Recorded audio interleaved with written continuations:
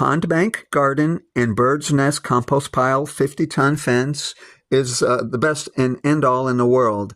For you to garden, my friend, you're going to dig a pond, clear a hole in the trees. With the trees you cleared, you're going to build a compost pile surrounding the pond, such a way that hopefully most of it will bleed into the pond. You're going to need some fresh leaves mulch, a great big pile of that, and it's got to bleed right into the pond to give you instant mulch tea, which will soften your soil instantly on contact when you water your plants. And it allows you to give a compost tea foliar feed. That means that the water splashes on the leaves. You're going to mulch.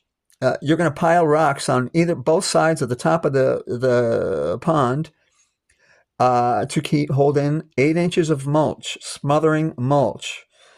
And as you water the pond, compost tea softens the soil on contact. Remember those 2 words. And I also take green weeds.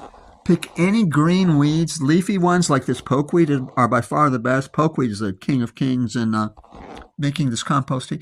And just throw those in rainwater, and in 1 week or so, it'll start to smell bad. And just start foliar feed and splash out on rocks. That's your only fertilizer I use. I'm off-grid with no water. This was 1 year ago. I dug the pond last fall. It's October 18 right now. And as you can see, brilliant success. Remember, I planted 3 months late, and this was 5 months late from seed okra. That's insane. Okra, if you know anything about gardening, okra is insane. It's hard to garden. Gardening can be likened to an arrowhead with a cutting edge. Only one person can occupy the tip. Don't ever let anyone ever tell you, oh, that's my hobby, my daddy do it. Not, I mean, it works for me, but what works? It might not work for you. Don't believe that's garbage. There's one way. There's one person that shows up to garden on your planet. He drops mulch in fall. Nobody shows up for work. Mr. Universe drops the leaves in fall.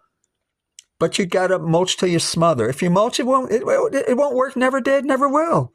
Mulch until you smother, 8 inches deep minimum. At what point is too much money in the bank? I think I've covered it all here.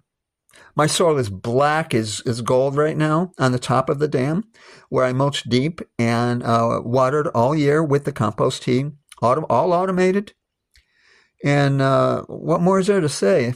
Oh, tomato blossoms. Make sure that the blossoms are on the ground, because your cool nights are your secret weapon.